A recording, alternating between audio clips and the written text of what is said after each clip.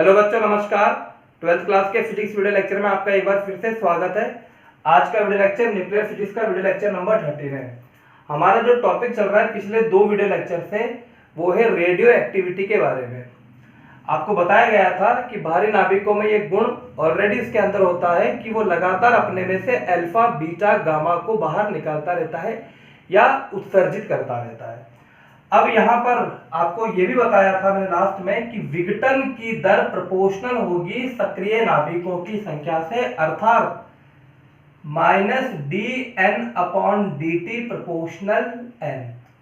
ये क्या चीज है? ये विघटन की दर है। जब भी दर आ जाए, दर का मतलब होता है टाइम, यानी यहाँ पर समय का भाग लगेगा। विघटन की दर यानी विघटन पर टाइम प्रोपोर्शनल सक्रिय नाभिकों की संख्या।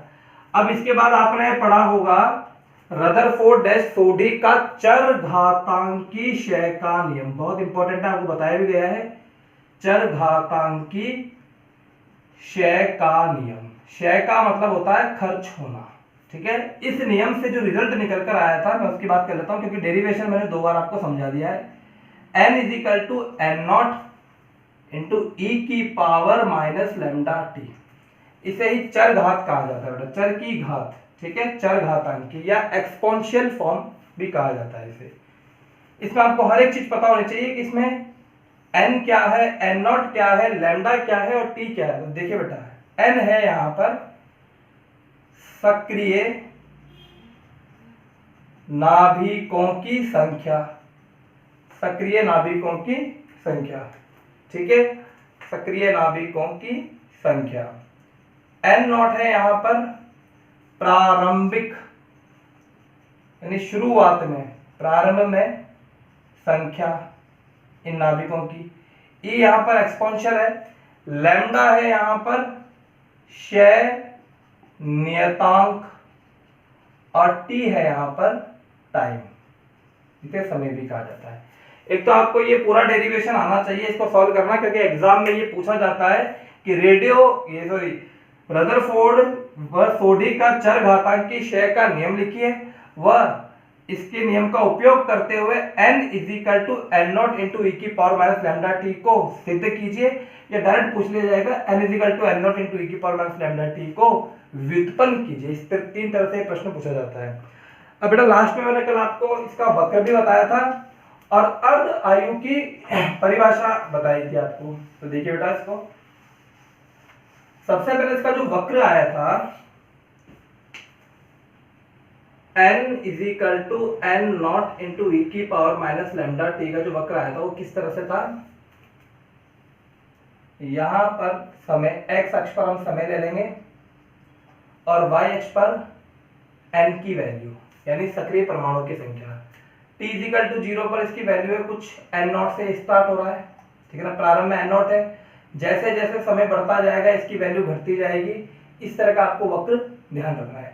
आज इसको हम प्रूफ करेंगे कि एक्चुअली ये बना कैसे, ये आज का हमारा टारगेट रहेगा। इस वक्र को प्रूफ करना, इसको बना के बताऊंगा कि ये आया कैसे, ठीक है। अब अर्ध आयु और सीख लीजिए आप, जो मैंने कल भी आपको लास्ट में, कल के जो वीडियो लेक्चर था उसका सेकंड पोर्शन था, उसमें पूरा बताया था। अब मैं यहाँ पर इसकी डेफिनेशन लिखता हूं अर्ध आयु की। अर्ध आयु इंग्लिश में कहा जाता है हाफ टाइम, प्रदर्शित किया जाता है TH या T1/2 से, ठीक। प्रश्न पूछा जाता है अर्ध आयु को परिभाषित कीजिए या अर्ध आयु का सूत्र व्युत्पन्न कीजिए। दो तरह के प्रश्न बनते हैं इसमें। सबसे पहले इसकी परिभाषा, वह समय जिसमें सक्रिय, आप चाहो तो नाभिक बोल सकते हो या परमाणु बोल सकते हो, वह समय जिसमें सक्रिय नाभिकों की संख्या, इसमें सक्रिय नाभिकों की संख्या घटकर अपने प्रारंभिक मान की इनिशियल वैल्यू, जो भी इनिशियल वैल्यू थी, जो शुरुआत की जो वैल्यू थी n0, ठीक है।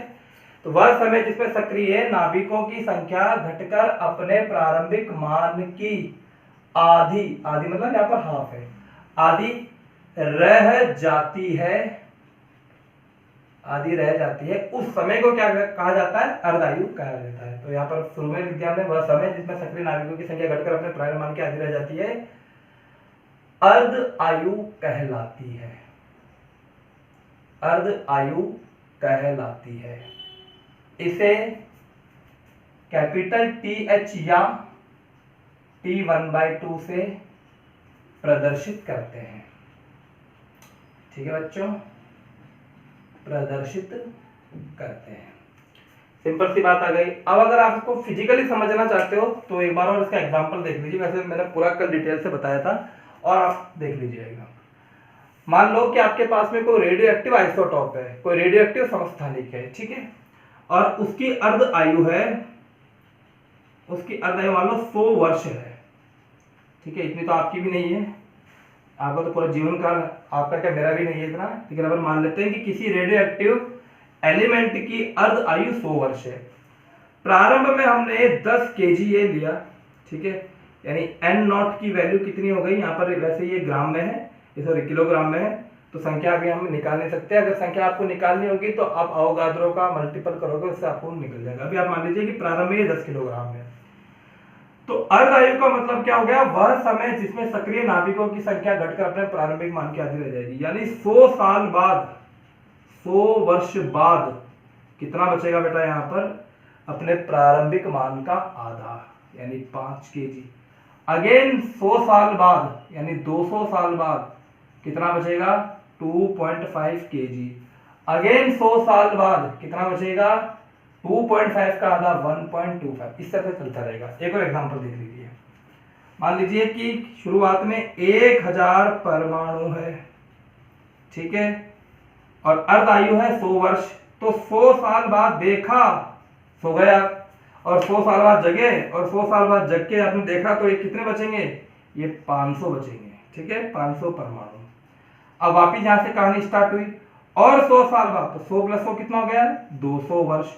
200 वर्ष बाद देखा तो ये हो जाएगा 250 परमाणु। इस तरह से बढ़ता रहेगा, यानी हर एक अर्ध आयु, आप शॉर्ट में ध्यान रखिए, हर एक अर्ध आयु के पश्चात जो भी प्रारंभ में था उसका आधा रह जाएगा। अगर 10 किलो है तो 5 किलो रह जाएगा। संख्या अगर 1000 है तो 500 रह जाएगी। बात क्लियर है? अगर प्रारंभ में n0 है तो एक अर्ध आयु के बाद कितना हो जाएगा? n0/2। दूसरी अर्ध आयु के बाद क्या हो जाएगा? अब इसका आधा, तो क्या हो जाएगा? n0/2 का आधा, तो n0/4। फिर इसका आधा n0/8। आपको समझ में आया होगा, ठीक है बेटा। अब इससे वक्र देखते हैं। ये तो हो गई इसकी डेफिनेशन। अब जो मैंने आपको बताया था कि आज मैं प्रूफ करूंगा कि रेडियो एक्टिव में जो वक्र बना था, चरघातांकी वक्र बना था, वो ऐसा ही क्यों बना, तो वो आपको समझ में भी आ जाएगा। आगे देखते रहिए। हम यहाँ पर टॉपिक डाल लेते हैं।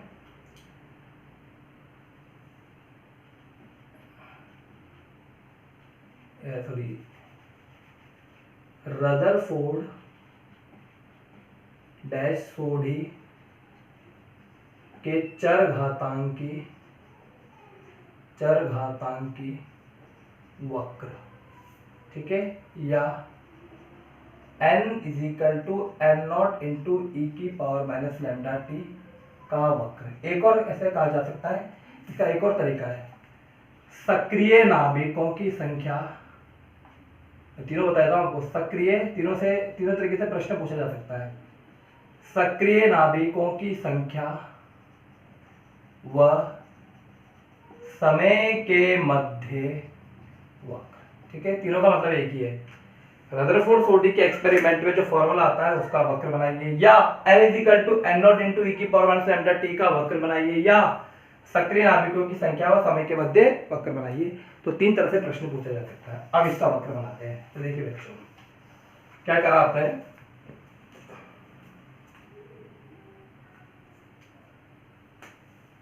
जब भी आप वक्र बनाएंगे तो आपको x अक्ष और y अक्ष तो बनाना ही होगा। यहाँ पर ये है y एक्सिस और ये है x एक्सिस। x एक्सिस पे ले लिया मैंने समय, टाइम, और y एक्सिस पे ले लिया मैंने n। n का मतलब है, अभी आपको दिख जाएगा, ठंड रखिए, सक्रिय नाभिकों की संख्या। देख लीजिए, y एक्सिस पे क्या लिया, सक्रिय नाभिकों की संख्या, और x एक्सिस पे लिया समय। ठीक, अब देखिए बच्चों, प्रारंभ में यानी t 0 टाइम यहाँ पर था, उस समय मान लेते हैं कि यहाँ पर ये n नॉट है। ठीक है, यानी यहाँ से स्टार्ट हो रहा है, शुरुआत में n नॉट है। ठीक, आप अगर अपनी कॉपी में बनाओगे तो आप ऐसे बना लेना, जैसे मान लीजिए आपने 8 लाइन बनाई, 1 2 3 4 5 6, इस तरह से 8 लाइन बनाई, तो t 0 पर 8वीं लाइन पर आपका यहाँ पर n नॉट लिखोगे। अब एक अर्धायु पश्चात, अर्धायु यहाँ पर रहेगा, ये लिखा आपने th, अर्धायु, तो अर्ध आयु पर n नॉट का क्या हो जाएगा, सुनना बात ध्यान से, ये मान लीजिए ये n नॉट है, आपने 8 लाइन बनाई, तो एक अर्धायु पर ये 8 लाइन कितना हो जाएगा, ये 4 लाइन हो जाएगी, यानी यहाँ पर इसका जस्ट मिड हो जाएगा, क्योंकि हम जानते हैं अर्धायु का मतलब होता है वह समय जिसमें सक्रिय परमाणुओं की संख्या घटकर आधी रह जाती है। अगर ये n नॉट है तो n नॉट का आधा यहाँ पर आ जाएगा कहीं। ठीक है, यहाँ पर n नॉट आ जाए, ये बना लिया आपने पॉइंट। ये तो आप जानते होंगे कि वक्र बनाने के लिए आपको बिंदु चाहिए होते हैं, 4-5 बिंदु आप यहाँ पर बना लेंगे, उनको मिला देंगे, वही वक्र होता है। ठीक है, तो यहाँ पर ये हो गया पहली अर्धायु पर n नॉट बाई 2, 50% हो गया। दूसरी अर्धायु पर 2th, ठीक है, ये बराबर बराबर के लेना, थोड़ा सा आगे ले लेते हैं।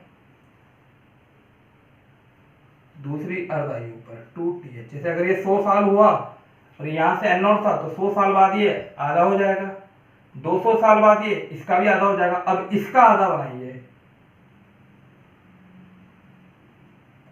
यहाँ पर आ गया ये पॉइंट, ये क्या है बेटा, n नॉट बाई 4। दोबारा ध्यान दीजिए, ये 100 था तो यहाँ पर 50 हो गया, ये 50 है, ये 25 हो गया, आगे क्या हो जाएगा, 12.5 हो जाएगा।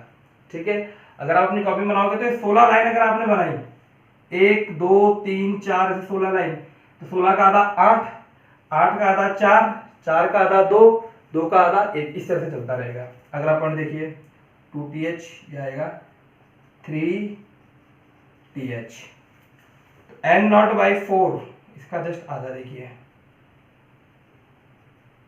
ये पॉइंट आ गया, क्या हो जाएगा बेटा, n नॉट बाई 8, इस तरह से चलता रहेगा। अगला आ जाएगा 4th, तो इसका भी जस्ट आधा, यानी आप यहाँ पर समझ गए कि सक्रिय परमाणु की संख्या घटती जा रही है। अब इन पॉइंट्स को मिला देंगे, तो इनको ऐसे मिलाना है, ऐसे सीधी लाइन में बना देना, ऐसे मिला दिया, ऐसे मिला, इस तरह से नहीं, ये चरघातांकी वक्र इस तरह से रहता है। तो मैं रेड पेन से मिला देता हूँ, तो वक्र देखिए, इस बिंदु को इस बिंदु से मिलाया, ठीक है, थोड़ा सा आप करेक्ट कर लीजिएगा इसको, यहाँ से आया,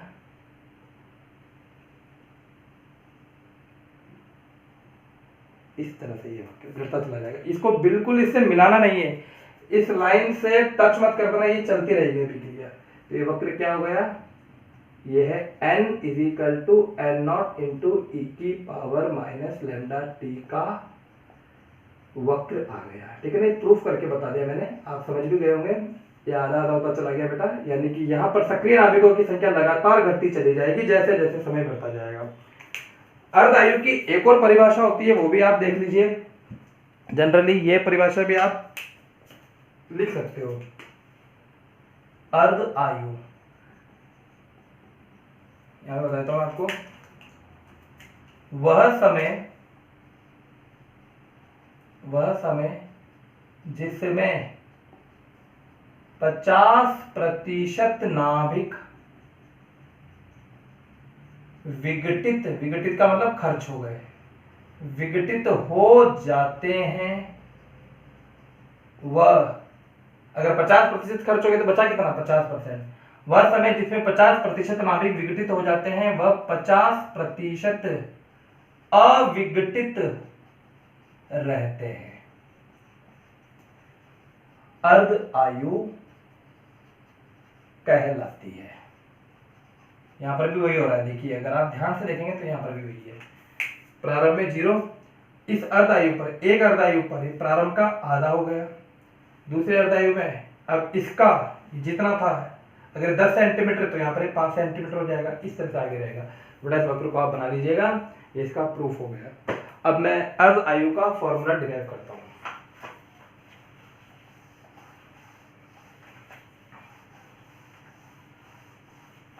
देखिए सूत्र की व्युत्पत्ति करेंगे हम, बहुत इंपॉर्टेंट है, इसको इंपॉर्टेंट में डाल लीजिएगा, या एग्जाम में पूछा भी जाता है। इसमें से कुछ ना कुछ जरूर पूछा जाएगा, ये बिल्कुल तय है 2 नंबर का। सबसे पहले n is equal to N naught into E की पावर माइनस लैम्डा टी लिखा आपने समीकरण नंबर 1। ये क्या है? ये है रदरफोर्ड डैश सोडी का चरघातांकी क्षय का नियम। ठीक है, अर्ध आयु में, यानी अर्ध आयु में आप क्या लिखोगे? समय की जगह टी की जगह आपने लिखा टीएच। अर्ध आयु के लिए समय होता है टीएच, जिसे हम टीएच से प्रदर्शित कर रहे हैं, यानी यहाँ टी की जगह क्या लिख देंगे? टीएच। वह एन की जगह क्या लिखोगे? N not by two. ये तो डेफिनेशन होती है, समय को आप लिखते हैं टीएच, और उस समय सक्रिय परमाणुओं की संख्या अपने प्रारंभिक मान की आधी हो जाती है। प्रारंभिक मान यहाँ पर एन नॉट है, तो इसका आधा हो जाएगा, एन नॉट बाई टू हो जाएगा।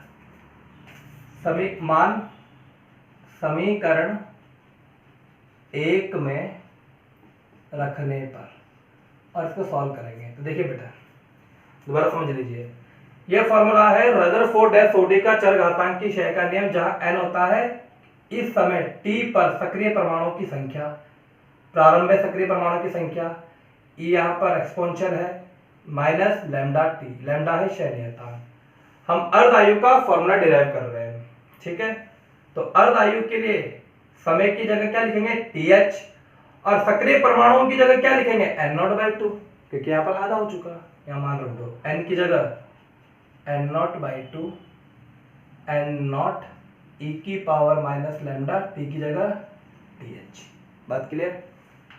एन नॉट से एन नॉट कैंसिल हो जाएगा, तो बचेगा 1/2 इज इक्वल टू ई की power minus lambda t H. Clear बेटा? बहुत ध्यान से आपको समझना है। 1/2 इज इक्वल टू 1/e की पावर लैम्डा टी एच भी लिखा जा सकता है। इसको कैसे, ये बता देता हूँ, क्योंकि ज़्यादातर बच्चे समझ नहीं पाते ये क्या हुआ, क्योंकि उनके 8वीं 9वीं 10वीं क्लास में गणित थोड़ी सी ऐसे ही पढ़कर आए और रट कर आए हैं, इसलिए नहीं समझ पाते।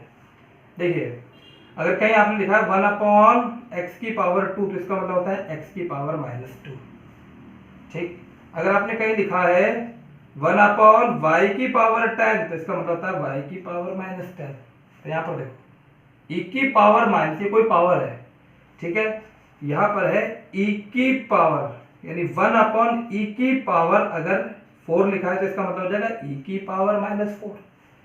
4 की जगह यहाँ पर लिखा मैंने लैम्डा इंटू टी एच, तो यहाँ क्या जाएगा?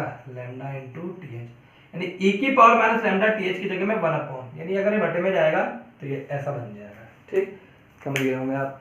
अब इसको क्या करेंगे बेटा? क्रॉस मल्टीप्लीकेशन करेंगे, वज्र गुणन कर दीजिए आप। देखिए, वज्र गुणन करेंगे यहाँ पर, इस पूरे को 1 से गुणा कर दीजिए, इसको 2 से गुणा कर दीजिए, तो आ जाएगा e की power lambda t h is equal to 2। यहाँ तक कोई परेशानी नहीं है। ठीक है, दोबारा समझा देता हूँ। समीकरण 1 है रदरफोर्ड डैश सोडी का चरघातांकी क्षय का नियम, वो वाला फॉर्मूला है, जहाँ n होता है सक्रिय परमाणु की संख्या, n नॉट होता है प्रारंभिक संख्या, लैम्डा क्षय नियतांक और t समय। हम अर्ध आयु का फॉर्मूला डिराइव कर रहे हैं, व्युत्पन्न कर रहे हैं, प्रश्न ऐसा ही पूछा जाएगा। तो अर्ध आयु में, अर्ध आयु को हम टीएच से प्रदर्शित करते हैं, टी की जगह हम टीएच लिखेंगे, और एन की जगह एन नॉट बाई 2 लिखेंगे। यहाँ लिखा, इसको सॉल्व करा, यहाँ तक हम पहुंच चुके हैं। ठीक, अब दोनों तरफ लघु गणक लेंगे। ठीक है, इसको ध्यान रखना, मैं इसको रफ कर रहा हूँ, यहाँ से स्टार्ट करूंगा। e की power lambda t h is equal to 2। देखिए बच्चों, हमारे पास आया e की power lambda t h is equal to 2, दोनों तरफ लघु गणक लेने पर, दोनों तरफ लघु गणक ले लें, लघु गणक मतलब लॉग लेने पर। ठीक है ना, इंग्लिश में इसको लॉग कहते हैं और लॉगरिथम, और हिंदी में लघु गणक कहते हैं। लघु नाम से समझ में आ रहा है, लघु गणना है। ठीक है, तो लॉग लाएंगे तो बेटा क्या लिखेंगे? लॉग e की पावर, इसको पूरे को लिख देंगे, e की पावर लैम्डा टी एच, और बेस है यहाँ पर e, बेस जरूर लिखना है, इजिकल टू, इधर भी लिया log 2 बेस e। ये ले सकते हैं बेटा, ऐसा लिखा जा सकता है। जैसे मान लीजिए कहीं लिखा है x की power y is equal to a। अगर आपने दोनों तरफ log लिया तो इसका ऐसे लिखना पड़ेगा, यानी यहां पर भी log लिखना पड़ेगा, log x की power y is equal to log a। ठीक है, बेस दोनों तरफ e लगा लीजिए। एक और एग्जांपल देखिए, थोड़ा थोड़ा सा मैं आपको लॉगरिथम भी पढ़ाता चल रहा हूँ, ये काम भी आएगा ये। मान लीजिए कहीं लिखा है 2 की power x is equal to c, आपको log लेना है, तो आपने लिखा log 2 की power x is equal to log c। इन दोनों तरफ log से मल्टीप्लाई करना है, कुल मिलाकर ये बात है, यहाँ पर भी e, यहाँ पर भी, वही काम हमने यहाँ पर करा। अब यहाँ अगर आप ध्यान देंगे तो कल मैंने आपको एक फॉर्मूला दिखाया था, उस फॉर्मूले का यहाँ पर यूज होगा बेटा। कौन सा फॉर्मूला गुरुजी? तो देखिए यहाँ पर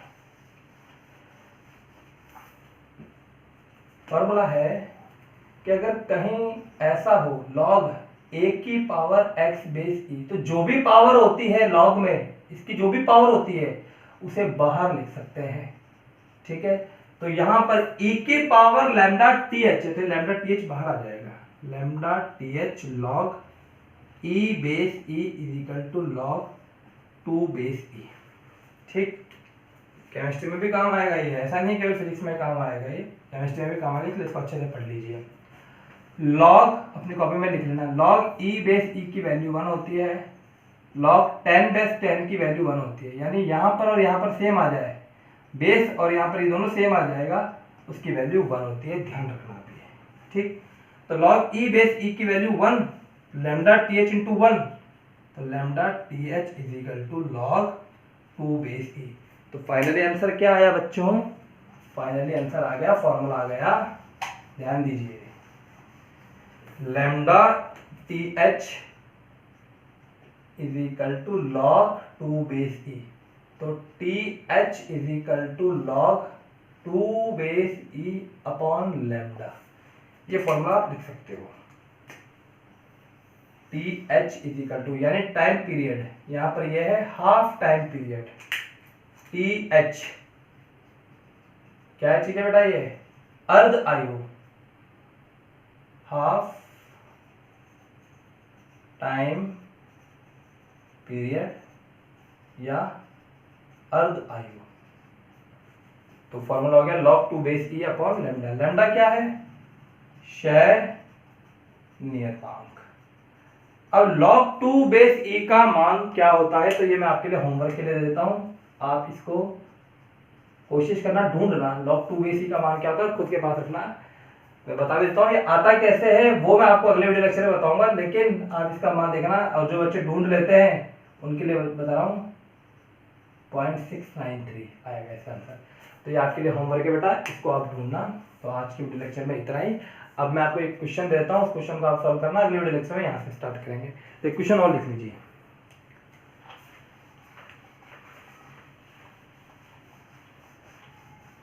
इसकी वैल्यू क्या होता है कि थोड़ा सा मैं हिंट देता हूँ, log 2 बेस ये ना, इसको बेस 10 में कन्वर्ट करेंगे, कन्वर्ट करने के लिए 2.303 से मल्टीप्लाई करते हैं, ऐसा कुछ होता है, वो आपको अगले वीडियो लेक्चर में बताऊंगा। एक प्रश्न लिख लीजिए, आपके लिए होमवर्क है।